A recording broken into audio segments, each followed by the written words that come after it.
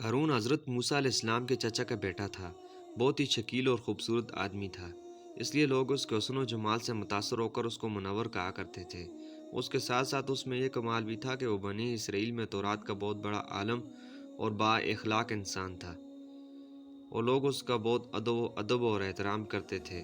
لیکن بے شمار دولت اس کے ہاتھ میں آتے ہی اس کے حالات میں تغیر پیدا ہو گیا، اور سامری کی طرح منافق ہو کر حضرت موسیٰ علیہ السلام کا بہت بڑا دشمن ہو گیا، اور اعلیٰ درجے کا متکبر اور مغرور ہو گیا۔ جب زکوٰۃ کا حکم نازل ہوا تو اس نے حضرت موسیٰ علیہ السلام کے روبرو یہ عہد کیا کہ وہ اپنے تمام مالوں میں سے 1000واں حصہ زکوٰۃ نکالے گا، مگر جب اس نے مالوں کا حساب لگایا تو ایک بہت بڑی رقم زکوٰۃ کی نکلتی تھی۔ یہ دیکھ کر اس پر ایک دم عرض و بخل کا بھوت سوار ہو گیا، اور نہ صرف زکوٰۃ کا منکر ہو گیا بلکہ عام طور پر بنی اسرائیل کو بکانے لگا کہ حضرت موسیٰ علیہ السلام اس بہانے تمہارے مالوں کو لینا چاہتے ہیں۔ یہاں تک کہ حضرت موسیٰ علیہ السلام سے لوگوں کو برگاشتہ کرنے کے لیے اس خبیث نے یہ گندی اور گھناؤنی چال چلی کہ ایک عورت کو بہت زیادہ مال و دولت دے کر آمادہ کر لیا کہ وہ آپ پر بدکاری کا الزام لگائے۔ چنانچہ اس وقت جب حضرت موسیٰ علیہ السلام بیان فرما رہے تھے، قارون نے آپ کو ٹوکا کہ فلانی عورت سے آپ نے بدکاری کی ہے۔ حضرت موسیٰ علیہ السلام نے فرمایا کہ اس عورت کو میرے سامنے لاؤ۔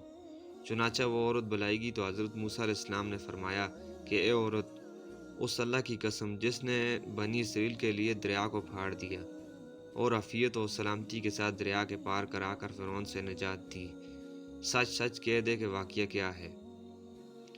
حضرت موسیٰ علیہ السلام کے جلال سے عورت سہم کر کانپنے لگی، اور اس نے مجمع عام میں صاف صاف کہہ دیا کہ اے اللہ تعالیٰ کے نبی، مجھ کو قارون نے کثیر دولت دے کر آپ پر بہتان لگانے کے لیے آمادہ کیا ہے۔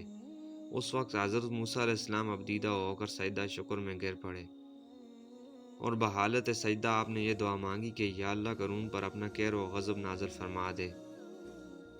پھر آپ نے مجمع سے فرمایا کہ جو قارون کا ساتھی ہو وہ قارون کے ساتھ ٹھہرا رہے، اور جو میرا ساتھی ہو وہ قارون سے جدا ہو جائے۔